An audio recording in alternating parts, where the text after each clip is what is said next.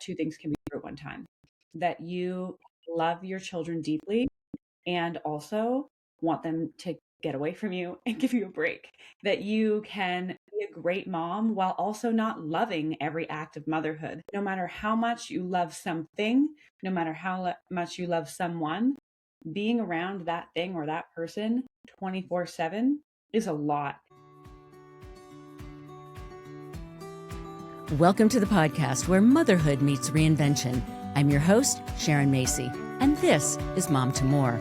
I speak with remarkable moms who've embraced the art of reinvention, crafting their more by leveraging the skills they honed as stay-at-home moms. They share their experiences, struggles, and successes as they return to former careers, rediscover old passions, and chart entirely new paths, offering you the motivation and inspiration to help you answer the question, what do you want to do when your kids grow up? Hi, welcome back to a new episode of Mom to More. Hey, one quick thing before we dive in, hit that subscribe button on whatever platform you are on, because every time you do that, you help another mom figuring out her next chapter to find the show. Okay, let's go. I have to tell you all about a book I could not put down. Not because it was an easy read, because it wasn't. Because almost every page felt like someone had broken back into my memories, brought them back to life, and written them down in better words than what I had. The book is Honest Motherhood, and the woman who wrote it, Libby Ward, has built something remarkable out of the hardest years of her life. You may know her from TikTok and Instagram, where she's built a community of, almost 2 million moms. I want to say Libby is the real deal. No performance, no polish over the cracks, just a woman who went through the fire and came out on the other side holding a torch for the rest of us.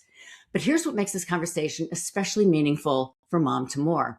Libby did something most of our guests do after their kids are grown. She reinvented herself while still in it, mid-motherhood. You go, girl. And in doing that, she may have given all of us, wherever we are in our journey, a blueprint that we did not know we needed.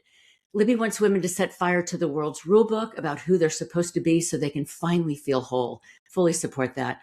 I'd say she is doing exactly that. One honest, fire-starting conversation at a time. I know you are going to love her. Okay, now your official bio. Libby Ward, my friend, is a creator, speaker, and fierce advocate for women and mothers. Her work has been featured on the BBC and Globe and Mail, Good Morning America, and she is a member of Reese Witherspoon's inaugural Hello Sunshine Collective. Known for her honesty and humor, Libby connects with millions of women through her social media platforms and creates spaces where moms feel seen and empowered to reclaim their time and well-being. Her book, Honest Motherhood, On Losing My Mind and Finding Myself, explores the realities of modern motherhood and her healing journey to become a more present parent and whole person. It is a revealing and powerful read. Libby Ward, welcome to Mom to More. Wow. Thank you. Talk about big boots to fill. I'm like, is that me? Are you sure? That is all you, girl. All you. It is so good to see you.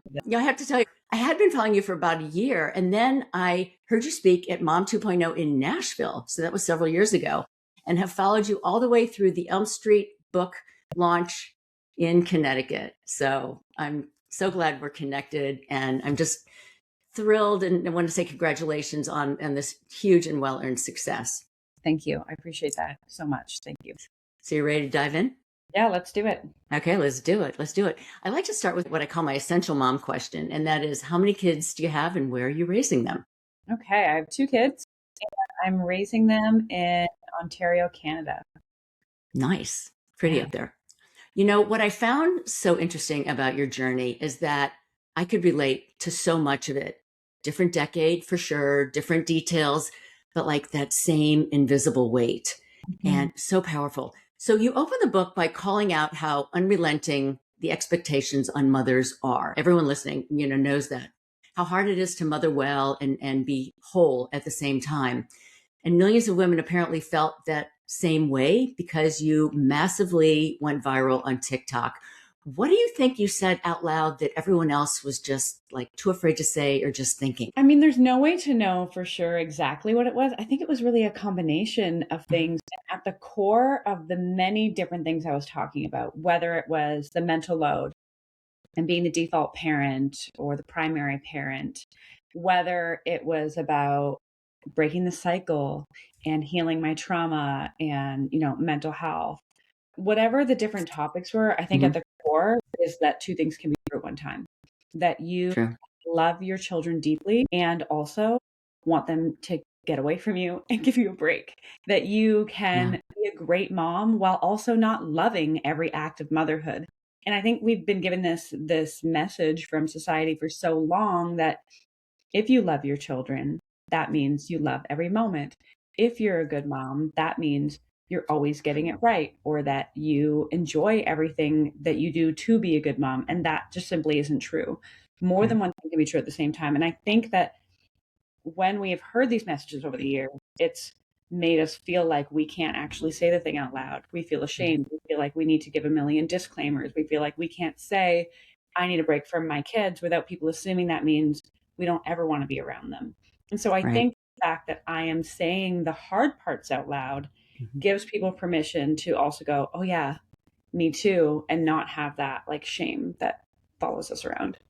Absolutely. And that is so important. I mean, we've all been there. I mean, as much as we love our kids, you're right. It's just like, I just need 5 minutes. Yeah. You know, you kind of wonder, like, why do we feel guilty for saying that when we are doing the absolute hardest job on the planet? Right. And in any other job on the planet, any other person in any other role, you need rest. You need Yeah. a break. No matter how much you love something, no matter how much you love someone, being around that thing or that person 24/7 is a lot. And that's when they Yeah. don't rely on you for their every single need, and their ability to grow into functioning, healthy adults doesn't rely on you being able to give them what they need at any given moment, no matter what your capacity is. And it's so Yeah. silly that we feel guilty. I still have messages from moms to this day saying, I feel guilty when I am not putting the kids to bed or when I go to the grocery store alone. And it's like, why? Like, Get over it. No, please don't feel guilty. Yeah. and yet we like internalize so many of these Yeah. messages. And my hope is that by talking about it more, it just becomes normal to talk about the hard things and it not mean that we don't already love our children. 100%. Absolutely. Okay. So you write about being, at one point in your book, you write about being physically present, but completely gone and floating above yourself. I'm sort of quoting you here, disassociated, looking down with disgust. You could see your kids' joy, but you couldn't feel it anymore. And I can appreciate that. Tell me about the first time you realized that you weren't being honest with yourself, which I'm Mm, guessing correlates to when you wondered if you mattered at all as a person. And I've been there. yeah. I mean, I've had a lot of different moments that I share throughout the book. I will say that with my firstborn, when I had the capacity to be everything and so many of the things that I wanted to be, I could be present in the joy. I remember taking her on a road trip and her seeing a moose for the first time. And I share in the book how amazing it was to see her see the moose. And even though it was my first time, I didn't care. The fact that I could witness her do that was incredible. And there is something so magical about getting a front row seat to our kids' lives and being able to actually be like there in it with them, feeling it. So when, a couple years later, when I had two kids and I was burnt out and exhausted and not doing well mentally, and I looked down at myself playing with my kids, I just thought, it's not there. I can't feel it. Like I'm just watching it, I can't feel it. And I felt pretty terrible about myself for that. But I just continued to keep going because that's what you do, right? You keep Right. giving, giving, and giving and giving. And, I went from one kid where I felt like I was doing okay to two kids and my self-worth just, plummeted, when my second born Mm. would eat and wouldn't sleep. And then I didn't sleep and I wasn't having my needs met. I became sleep deprived and, incapable of feeling joy and feeling apathetic and while still like running on the treadmill of life, not an actual Right. real. Right. But you had health issues with him, so that compounded it. Yeah, yeah. Yeah. There was health things happening and we moved. And then, I had run a volunteer organization the year before where we fill shoe boxes for women who are unhoused or at risk of being Hmm. unhoused. And it's always kind of like been in my core to want to help women. And so Yeah. I thought, well, I'll just continue doing that. And, for my me time, I would volunteer. And so I had a 2-year-old and I had a newborn, and I was volunteering, and I was taking care of my mom, and I was just That's, spinning all the plates, you know? yeah. And so Yeah. I go to the shoebox packing party that I planned. We, fill hundreds of shoeboxes, gifts for women who are going to be receiving them, who are like deeply in need. And we pack them into my SUV, and I get home. And just for context of this, we would have to wrap the bottom of the shoebox and the top separately so they could be inspected before they got to the shelters, which meant they were like loose. We would try to secure them with elastics, but it didn't always work. Anyway, I get home this one night. I'm absolutely exhausted. I open the trunk of my SUV, and a bunch of the boxes just come tumbling out, and the contents are just like smashed all over the ground. I'm like, I want to ask for my husband or my mother-in-law's help to like put them, put everything in, but they're all sleeping, and I don't want to bother anyone. So I'm like cleaning it up. And as I'm cleaning up all these broken pieces and putting them into this pretty shoebox, I just think, this is me. This is, I have created this shiny facade where everyone thinks I know what I'm doing, where everyone thinks I'm nailing it.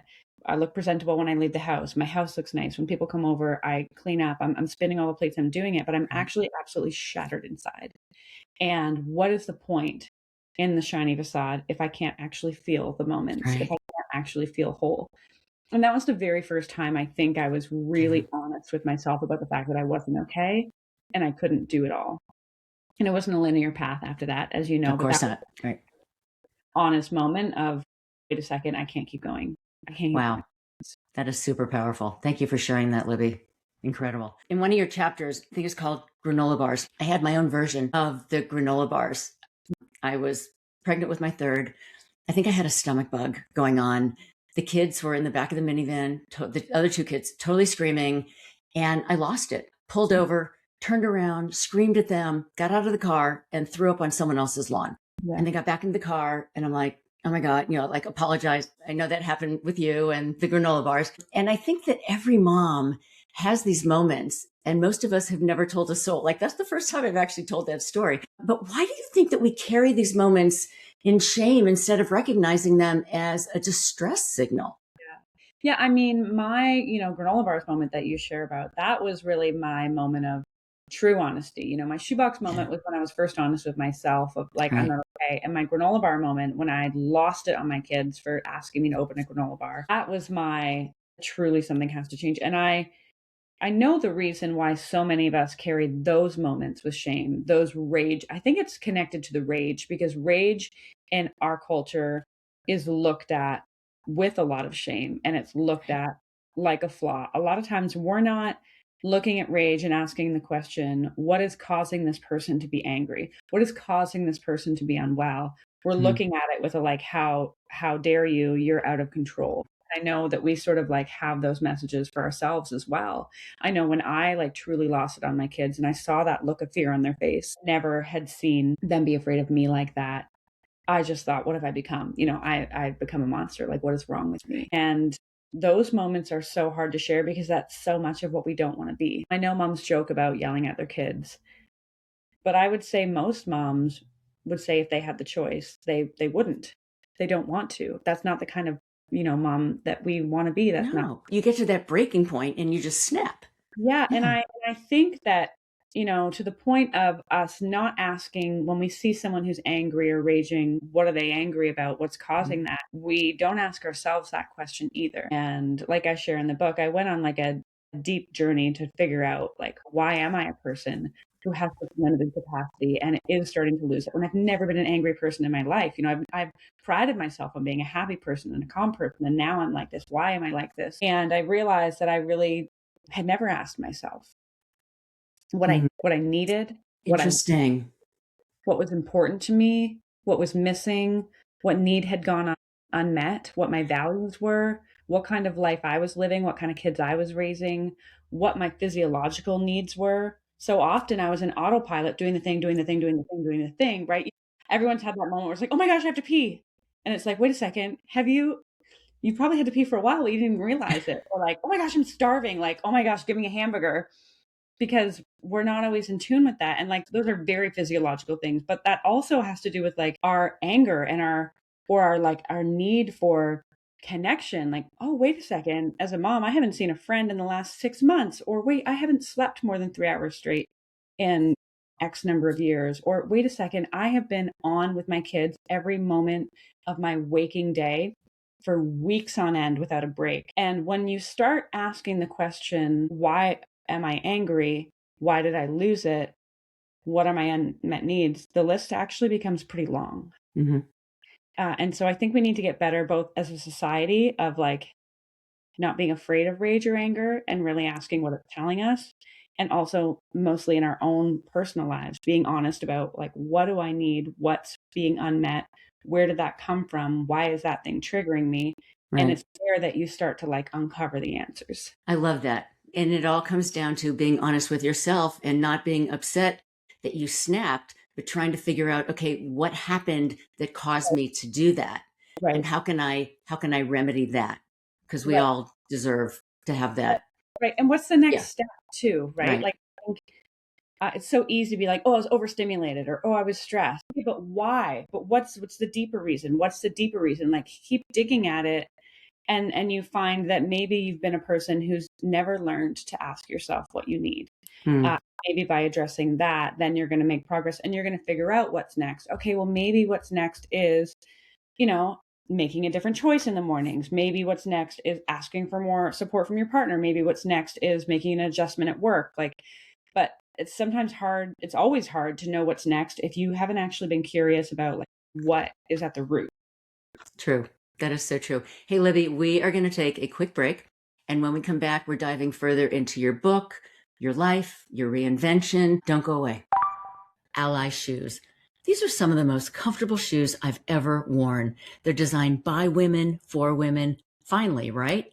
And thoughtfully placed padding that actually supports your feet all day long. And I'm not the only one saying it either. InStyle, Pure Wow, and HuffPost all rave about them. Flats, boots, heels, you name it. And yes, there's a great origin story behind the brand, too. Head to ally.nyc, where listeners of the pod get $40 off your first pair of heels with code MOMTOMORE40, and 10% off your first pair of boots and flats with code MOMTOMORE10. Ally is reimagining how comfort and function support women every day. And I love that. Hey, we're back with Mom to More and my guest, Libby Ward. Okay, Libby, your childhood was genuinely hard. And you talk about that in the book.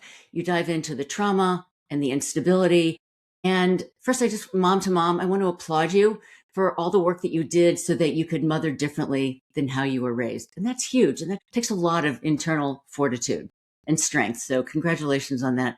How much of your breakdown was the exhaustion of mothering, and how much of it was like really trying to change your own past and mother in a different way? I think that if you took a ball of yarn and you just tried to tangle it as much as humanly possible, and then you did that for a really long time, and then you took it and went, hey, untangle this and tell me how it got started. That is kind of Oh. what that will be my lifelong journey, really is untangling what came from here and what came from there. What is the overwhelm of motherhood in general? And is the overwhelm that came from my dysfunctional habits that I learned in childhood? What is me trying to heal? What is the energy I don't have because I'm spending it showing up differently as a mom to what I ever learned how to? It's a tangle. And Mm-hmm. I don't know that there is a clear answer. What I do know is that the way I grew up, and for anyone who hasn't read the book, I was raised by a single mom who had undiagnosed and untreated mental health disorders. We moved 18 times before I was 18 years old. I didn't see my dad after I was 11 years old, my biological dad. There was different stepfathers who came in and out. Our home was very unstable. My mom was very unstable. I was parentified, which means that I was given responsibilities as a young person that most children don't have, or that like my brain wasn't necessarily ready for. And I learned from a young age that I was capable, that I was responsible, that it was my job to make sure that everyone was emotionally okay, and that I had to attune to everybody else's needs before my own. Hmm. And it's complicated, and there's something called, a lot of people have heard of post-traumatic stress disorder, which we often associate with, people who've gone off to war or like big major events. Complex post-traumatic stress disorder is what I came to realize that I have, which is it's complex in that, it's a multitude of traumatic events that happen over a long period of time. And it's complex because it's often at the hands of someone who was meant to provide you love and care and stability. And it's, sometimes, you're getting that love and care and other times you're providing it. And so I share all that to say that it is complex for a reason. And even now I still try to figure out like, wait, why am I like that? And so what I learned when I did a lot of reading and a lot of therapy on this is that I became someone who was attuned to everybody else and who sought connection and belonging and worthiness from doing things, from making people happy, from keeping everybody in my life happy. Because if I could keep them happy, then I felt safe and I felt like I belonged. And that worked pretty well for me until motherhood happened. And then when motherhood happened, all the plates that I was used to spinning, and I was a really high functioning, high capacity person. I still am a very high capacity person. I was spinning all the plates, but motherhood happened and it compounded the level of responsibilities and the significance of those responsibilities, so much so that I actually couldn't keep doing it. And it wasn't until I had to start dropping plates that I realized how much I had been spinning in the first place. Wait, I don't know which ones to pick up again. And actually, it fills me with fear to not do these things.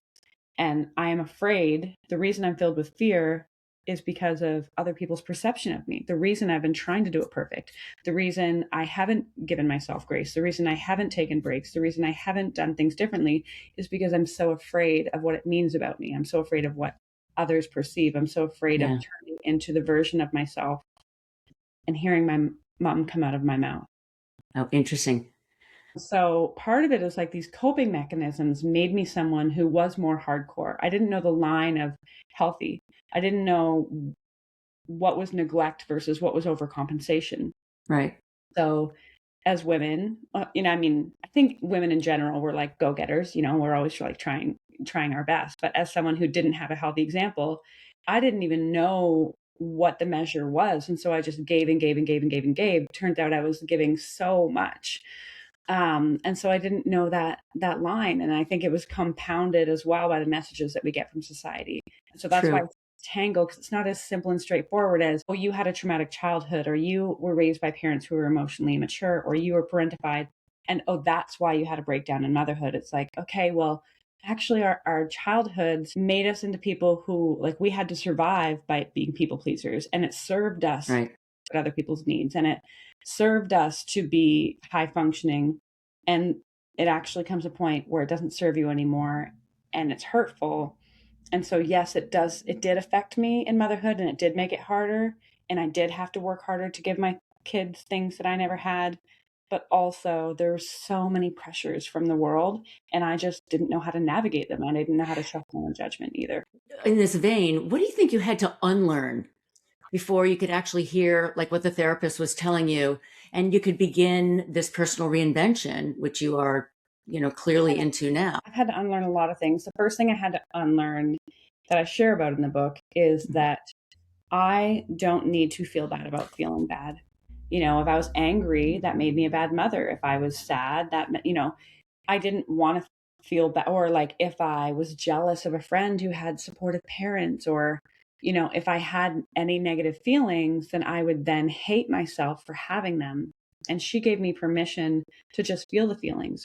Like we talked about earlier, when I let myself feel the anger, she encouraged me, rather than shaming yourself for feeling mad, what if you just let yourself feel mad? What if you asked what the anger was telling you, rather than shaming yourself? And so she gave me permission to actually feel the feeling, because so often we don't let ourselves feel that negative feeling because the shame is in the way. And so the first thing I had to unlearn is that there's nothing to be ashamed of for like having negative feelings, whether it's about motherhood, whether it's anger. That was the first thing. And really, I had to also unlearn this message that I have to earn wellness, that I have to earn rest, that I have to earn anything. Oh, interesting. You had to learn that you actually deserve that. And so that played into my rage, but it also played into my guilt for not wanting to do something for myself. And because I thought, well, if I do it for myself, then I'm taking away from my kids. If I do this for me, that means I'm not doing it for them. If I'm doing this for me, that makes me selfish. And I want to be selfless because that's what I've been told being a good mom is, when really I am a human person with all the same needs as every other person, which sounds so ridiculous and silly to say, but so many moms, we become moms, you all of a sudden become invisible. And it's like this idea that you should be able to be superhuman. You should be able to do all the things. And when you've spent a lifetime making yourself invisible and denying your needs, that just plays into all that. And so I had to unlearn this idea that I needed to earn rest or earn wholeness or earn wellness, or that my kids had to come first. I had to unlearn this idea of this selfish versus selfless idea and realize it's not about being either of those. It's about treating myself and all of us as though we have the same human needs, and meeting those needs, not just so that I can be a better mom for my kids, but I just deserve to be whole. I've had a lot of like toxic messaging and toxic self-talk that I've had to unlearn as well. As women, I think we have a lot of, everything kind of has to like hold meaning. Right. Like, for example, if I walk into a wall, my internal voice and sometimes my audible voice, oh, you're an idiot, right? My husband walks into a wall. He says, ow. Oh, there's that guilt and that, oh, I should never have done that in the first place. Right. Like, I am, this means something about me. This means I'm stupid. It means I'm clumsy. It means I'm an idiot. It means this thing. And so not only are we assigning blame and meaning, but we're actually skipping over the validation part of like, oh, that hurt. And that is so true about motherhood, whether you're like in the trenches or you're looking back, where, you know, so often it's like, oh, I wish I could show up better in that moment, or I should have done this, or I should have done that, or you're trying to fall asleep and you're thinking of all the things you did wrong, or, you know, you're looking back at your postpartum experience and thinking of all the moments you weren't there for because you were floating above and dissociated. And it's like, you know, you can actually validate that it was hard and that you were doing your best and you are trying your best. And it feels hard because it is hard, not because you're an idiot, not because you're a bad mom, not because you're doing something wrong, because it actually is just hard. It is just hard. And I'll be unlearning, I think, my whole life. Yeah, that was really, I know this has been like a heavier conversation at times, but I want to go back to the fact that you're really a funny person. You have this levity about you and this goofiness about you, which I think is so fun. So how do you sort of hold both the humor and the heaviness without sort of swallowing one another? Honestly, I feel like it is just a part of my personality. People ask me this all the time, and it's one of those things where it's like to step outside of myself and look in and be like, how do you do that? Like, I don't know. I think part of it is like my humor is a coping mechanism. I mean, meet any funny person and try and tell me they didn't have a traumatic childhood, and like they're lying. Trauma makes you funny. Yay. So that there's that. Also, I mean, strategically and consciously, I know that humor opens doors, right? Humor makes it possible to have conversations that we wouldn't have otherwise. You even think of like the greatest movies, you know, like I think of like the Barbie movie, right? And like how hilarious it is, Love, deeply meaningful it is. You know, you think of your closest friends too, and it's like, you know, we all want a friend who we can laugh with, but who's also going to tell it to us straight. You know who's exhausting is the friends who just always tell it to you straight and never can have fun. right? And so like, I want to be a person who can hold both. And I know that my humor, especially about my trauma or, you know, my dead dad or my mental health, can be shocking to people, can be jarring. But I also know that it gets people's attention. People relate to that. And I think 100%. that and I think that, but not in like this attention economy, like, haha, let's just shock them and leave. It's like, actually, it helps people like put their shoulders down. Yeah. And it helps them like open up a little bit. It's coming from an honest place. And I hope that it shows people that I'm a real person, that yes, I have trauma. Yes, I talk about hard things. Yes, these topics are heavy, and we don't have to be uptight about it. Like, we can make jokes, and actually we need to, in order to like move through the hard parts, because it for our sanity too. So heavy. Yeah, it can be so heavy. And I mean, like, especially when I think about writing the book, number one, it was hard to translate because my humor is often physical. Mm-hmm. If you've seen my videos, you know that that's my humor, or like my facial expressions. I'm like, how do I translate this to a book? So that is hard. But I also was very intentional about being funny and light in the book in different places because I mean, moms are overwhelmed enough as it is. The Mm-hmm. fact that any mom can sit down and read a paper book is insane to me. Let alone write a book. Right. Yeah. And so I'm like, I want this to be a story that people want to keep reading. And if I am just like sad, doom, gloom the whole time, like no one's going to want to read that book, even if it is honest and real. And so I hope that I, balance both of those well enough in the book. You have But done that. There's a lot of levity. There's a lot of seriousness. It's really balanced. And no, it's one of those reads that you feel like you need to keep reading it and you realize this is not easy to read. Then there are times that are funny. You're like, oh, thank you. I got that break. But yeah, no, you did a really nice job of weaving all that together. And now you've learned that you're a writer. Like you didn't know that before. apparently There you are. the first 6 months being like, how do real writers do this? How do I Google? How do I write a book? Right. Yeah. Yeah. So how has choosing yourself changed how you show up for your kids? In every possible way. I mean, I entered motherhood with this idea that in order to be a good mom, I needed to be selfless. And in choosing to be selfless and not listen to my needs and only focus on what they needed and what everybody else around me needed, it actually made me a shell of myself. Mm. It made me the type of mom who was full of resentment, who was full of rage, who was sad and angry and disconnected and couldn't really be there in the moment as much as I wanted to, as much as my kids deserved, and as much as I deserved. And choosing myself is the entire reason that I'm able to be present for my life and for my kids now. And like it matters in every possible way from I wake up in the morning and I go for a walk Monday to Friday with a friend. And when I come home, I am awake and I am lighter and I am able to get ready for the day with my kids every morning with a smile on my face. And it's not perfect. And, it doesn't mean that like that's what everybody needs to do, but that's like one example of like I choose myself and there's a direct correlation to like, oh, I can now show up for them. And 100%. I used to be able to go for a walk without feeling guilty. Right. When I choose Right. myself and I go after building a career, I feel more fulfilled. I feel more like a whole person. That makes me excited to spend time with my kids. So I've been on this book tour for like 6 weeks. It's been amazing. I've loved it. It has filled my soul in ways that I can't even explain to you, being able to connect with moms in real life and do the work I do.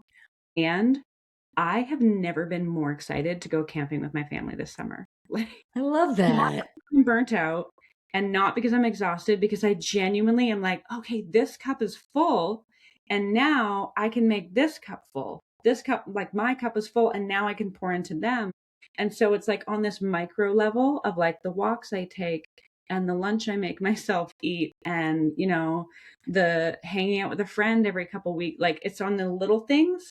And it's also on this like big Right. scale of, I want to be someone who works and builds a career, and getting to do that helps me to show up for my kids in a way that they deserve and in a way that I deserve to experience as well. Right. Oh, I love that. Thank you. And they notice that, right? Just they notice that you are showing up differently. And I think that's awesome. And Libby, I wanted to offer something from the other side because my kids are grown and flown. You had this in the book, and I thought this is so spot on. Your realization about showing up, not perfection, but presence is what really matters. And that is so true. And how do we know when we've actually done a good job? That we have gotten an A, right, from our kids, that comes much later than we would expect. It came much later for me. It was really when our son got married last year. And he expressed his gratitude for me being there all those years and doing what we do as mom. You will get this from your kids. It's definitely in the future, and you'll get that awesome report card one day. So know that is coming. If I had told you 10 years ago that you would be a No, published author, a Hello Sunshine Collective member, a speaker, how would you have responded? I would have laughed in your face. I mean, we wouldn't even have crossed paths. There's no world in which we would have crossed paths. But if someone had told me that, I would have laughed and said, I don't know what you're talking about. Right. Truly, I didn't I didn't know authors. I didn't know people who knew authors. I didn't even know that this job existed. So, Right. it truly is an honor and a privilege and a responsibility that I'm so grateful to have. So, thank you.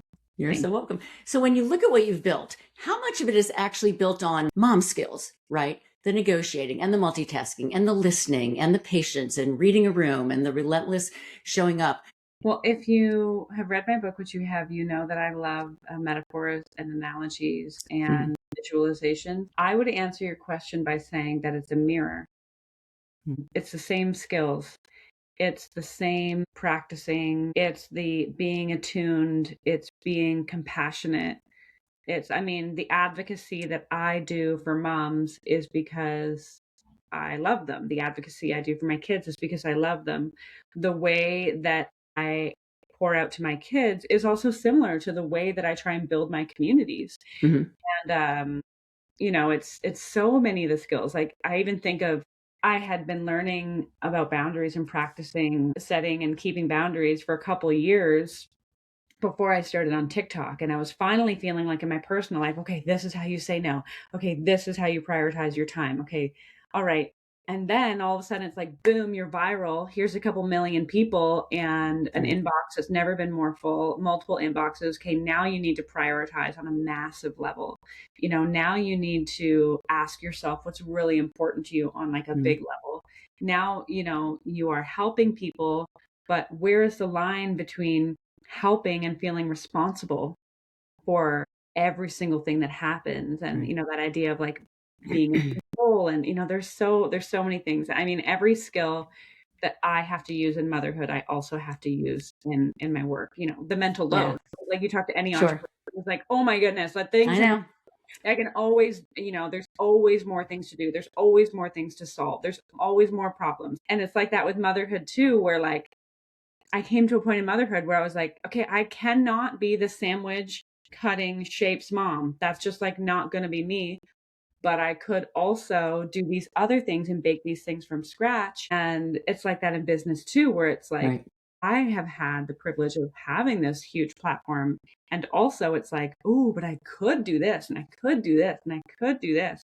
And so I have to become a master at like practicing turning back to myself and saying like, how much capacity do you actually have? What is actually important to you? How can you do meaningful work and raise kids or like grow a platform while also being a whole human person who can Mhm. sit around the dinner table and be present for the conversation? Yeah.